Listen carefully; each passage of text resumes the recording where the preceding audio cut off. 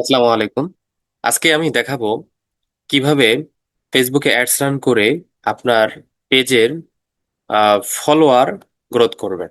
তো আজকে যদি আপনি আমার ভিডিওটা মনোযোগ সহকারে দেখেন তাহলে খুব সহজেই আপনি ফেসবুকে অ্যাডস ক্যাম্পেইন রান করে আপনার পেজের লাইক ফলোয়ার বাড়াতে পারবেন।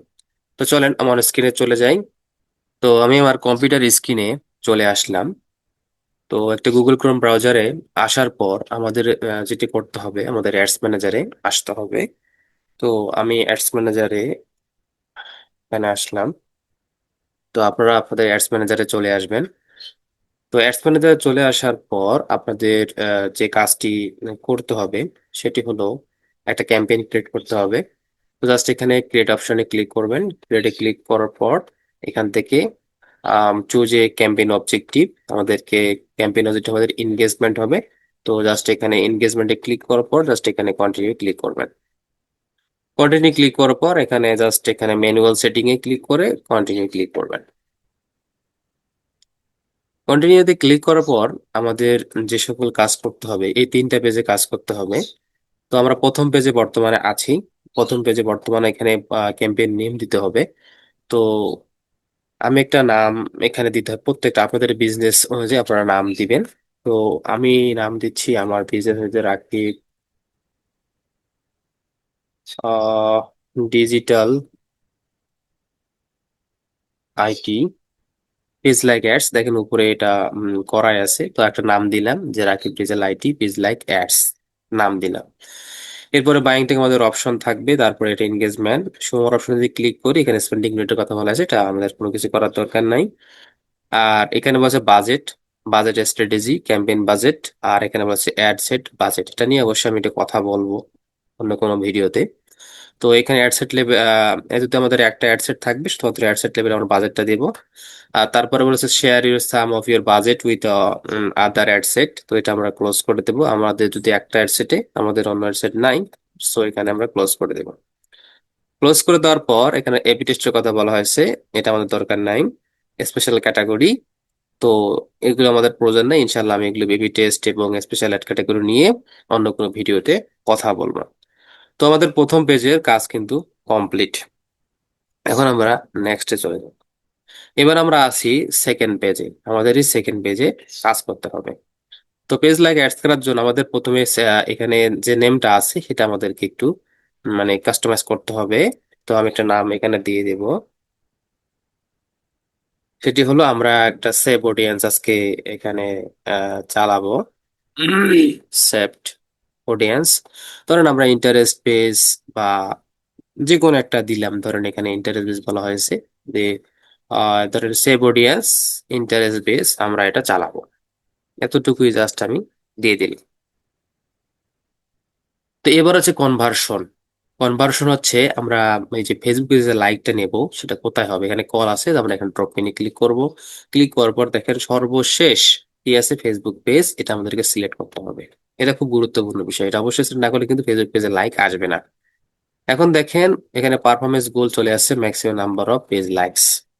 এখানে আসার পর আমাদেরকে দেখেন এটা পেজ সিলেক্ট করতে বলা হয়েছে, আপনি এখানে ড্রপ পিনে ক্লিক করে আপনাদের কাঙ্ক্ষিত পেজটা সিলেক্ট করে নেবেন। তা আমার অলরেডি পেজটা এখানে সিলেক্ট করা আছে, এই কারণে আমি সিলেক্ট করলাম না।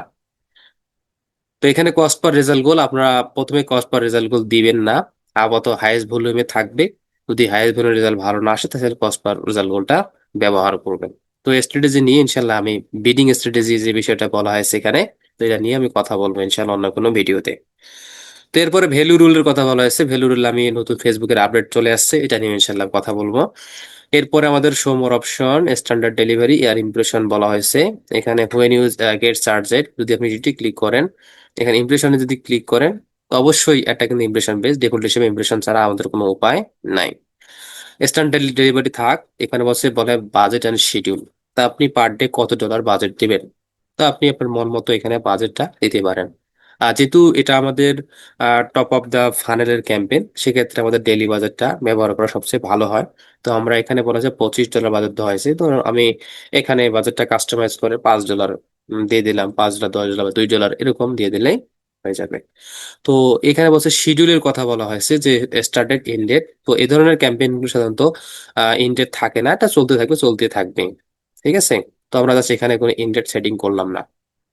এখানে বলছে বাজেট শিডিউলিং এর কথা বলা হয়েছে। যদি আপনি বাজেটটাকে কোনো একটা মানে সময়ের জন্য আপনি ইনক্রিজ করতে চান, যদি এখানে আপনি ড্রপ পিনে ক্লিক করেন, তাহলে দেখেন এখানে কিন্তু স্পেসিফিক বিভিন্ন টাইম দিয়েছে, ইন্টারভালে আপনি এটাকে করতে পারেন।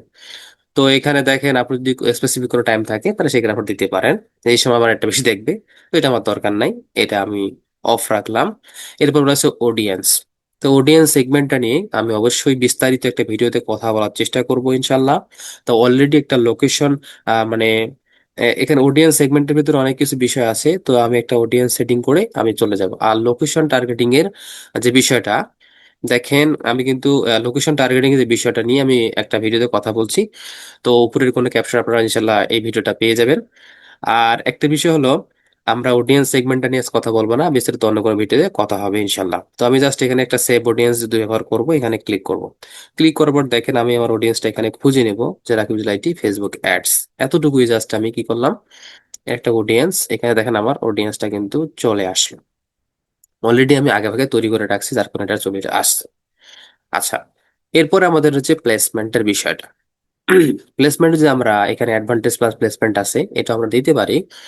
আর যদি আমরা এডিটে যাই, যদি আমরা ম্যানুয়াল সেটআপে যাই, তাহলে আমাদের ফেসবুক পেজের লাগে তো ফেসবুক থেকেই এখানে আসবে। যদি ম্যানুয়াল সেটআপে আসে তাহলে আমাদের ডেফল্ট যে ফেসবুক আছে, ফেসবুকে থাক, কোনো সমস্যা নাই। অথবা আমরা অ্যাডভান্টেজ প্লাস অডিয়েন্স ব্যবহার করতে পারি। জাস্ট এখানে আমাদের কাজ শেষ, আমরা পরের পেজে যাব। পরের পেজে যদি আমরা যাই, তারা দেখেন এখানে নামটা, অ্যাড নেমটা চেঞ্জ করব।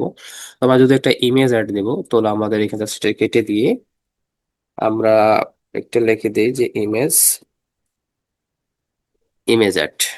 তো আমরা ইমেজ অ্যাড নামে এটা অভিহিত করলাম। এরপরে দেবো আমাদের পেজটা সিলেক্ট করা আছে। এরপরে বলছে যে ad setup multi advertiser ad. তাহলে আমাদের এটা অন্য অ্যাডভার্টাইজারের সাথে দরকার নাই, তো আমরা এটা অফ করে দিব।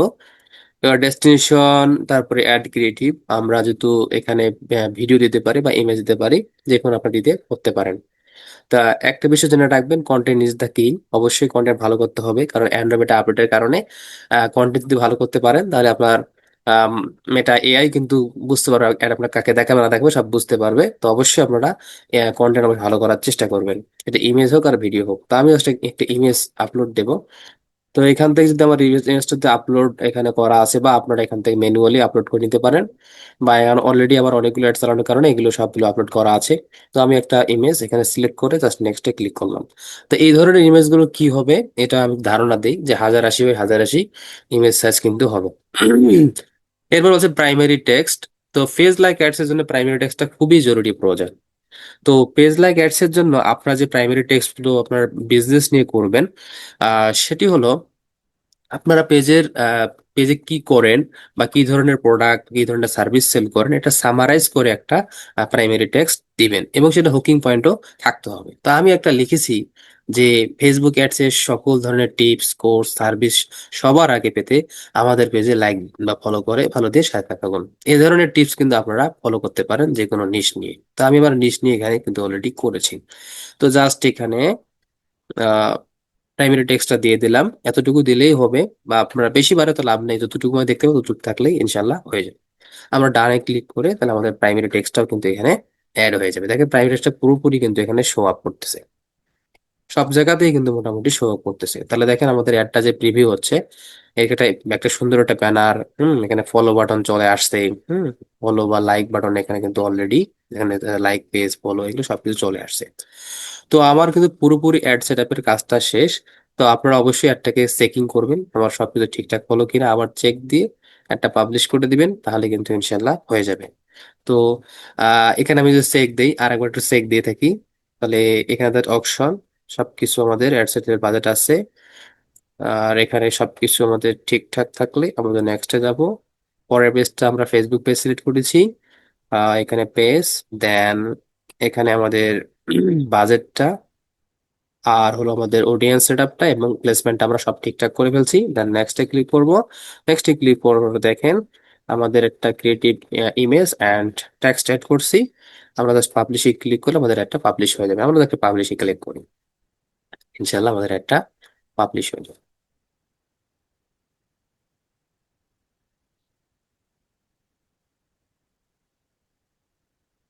তো দেখেন একটা কিন্তু পাবলিশ হয়ে গেছে, এটা প্রসেসিং এ আছে।